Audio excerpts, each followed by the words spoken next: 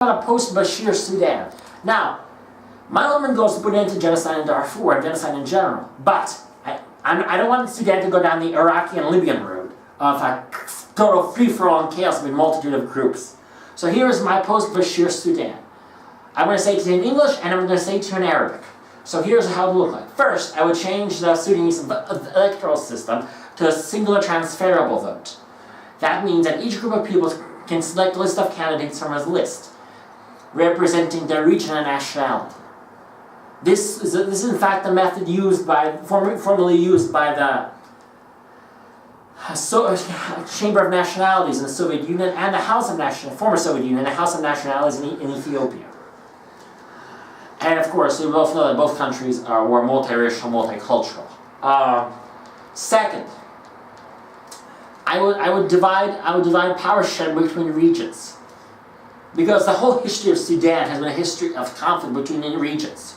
This needs to stop if Sudan is to remain a coherent whole. We looked at the secession of South Sudan. Now, Sudan could go down the road of Yugoslavia if we don't have regional protection, federalization. Thank you, federalization. Another part is the oil revenue. Oil is a major export in South Sudan, and if this matter is not solved, it can create a monumental conflict.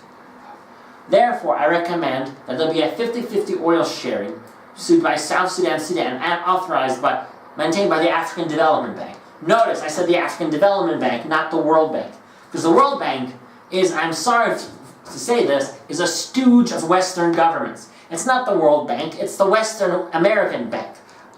And again, if anyone who works in the World Bank is watching this video, I'm sorry to criticize your organization, but the facts are the facts. There's a great song from one of my favorite bands, Anti-Flag. Seattle was a riot, about the riot against the World Bank's economic policies. In 1999, the meeting was held in Seattle, which is in the U.S. state of Washington. Not to be confused with Washington, D.C., of course. And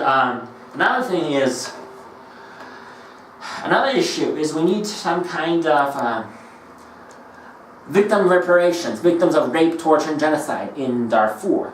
Otherwise, there'll be another justice inequality movement, justice inequality for the people who have been abused in Darfur.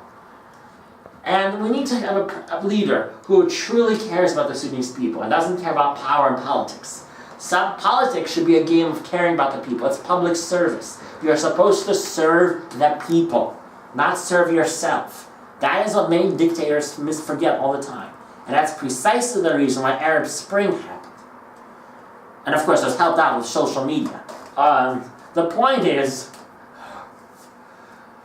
this is what I envision the post-BAshir Sudan to look like. And I hope it is implemented.